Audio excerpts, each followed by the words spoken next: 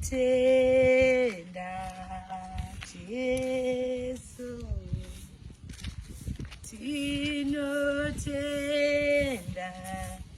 Jesu. Maititi mamukaseiku. Mati? Maititi mamukasei. Asikana. Kochi. Mungoramba mongoti maititi kasi hamuna kunzwa zvese zvakakwakatekeshera uko. Mungoramba mongoda kungoramba muchandidzikisira maititi igodo iro chiiko? Zviipiko zvakaitika zvecovid here kuti yakawedzerwa? Zvecovid zvipi naye asikana? Hatiti kuri kunzi covid yadzoka. Kwanzi chiko. Toziye kanyaya dzacho. Saka inini hamusi kuziva kuti ndakaroorwa. Raini rese kwese kuchitungwiza everywhere maneighboring ari kuziva kuti ndakaroorwa. Iwe wega ndiwongosa vachikwanzi mamukambisei maititi. Ndogodora chete tichitaura kaiti. Hausi kuti ndakunzi mai maposa. Iwe zvo hausi kuona kuti pane something chakachinja pandiri. Hausi kuona kuti pane something chakachinja. Iwe papa hausi kuona ndakapfeka sheti yemurume wangu. Asikanaka musarwadziwe imi. Wapitana ichi tasati ndakunzi mai maposa. Saka chichi kusekesa ira. Asikana.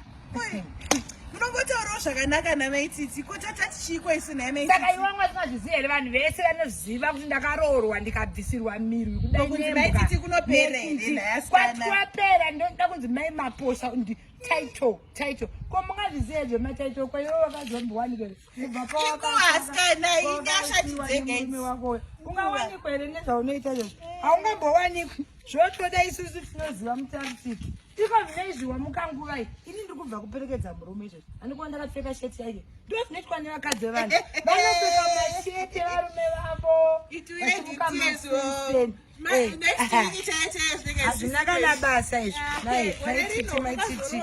Varoi vakawanda kukunda vanhu. Tinotenda.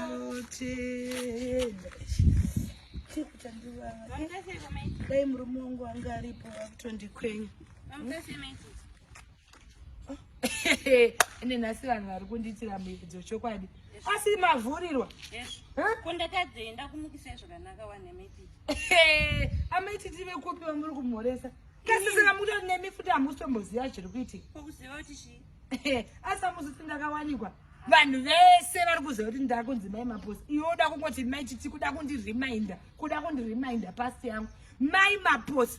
Hausi kuona izvozvo zvandakaita kuti ndakatopfeka sheti yemurume wangu izvozvo. Ko zvinochinja here Ndizvo mukuperekedza kubasa. vakaroorwa maposa ise nememurume imi muchangoramba muri maititi. Hazvichinja izvi.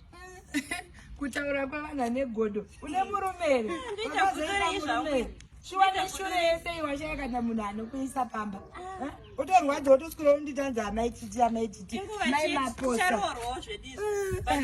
Musarwadziwa sika mai maposa. Ende futi wamukanguva iwabike nenda mukamakuseni katoperekedza murume wangu. Izvezvi ndakapfeka sheti yake. Imose.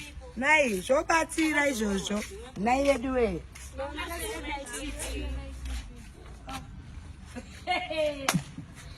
Asi nhasi vanhu vari kundishura. Ndiani ari kunditi mamukasei maititi? Hamusi kuziva kuti muri raidi. Ndimai maposa. Matiko neni hamusizoti ndakunzi mai maposa. Ndakunzi mai maposa idzi. Ndakaroorwa musi wese ndemota pano nekoko kuzara. Hakuna anga asipo. Ndakaroorwa ndakunzi mai maposa izvo. Vanhu vanoda kuti maititi kuda kundidzosera kumashure ndozvandisingadi. Ivava pamachera mvura mukudai matoya mati mamukasei mai maposa. Akumbirani mvura yacho ndisina kumbodya munhu andinokera kuti amai maposa pane vanhu vari kuda kuchera mvura.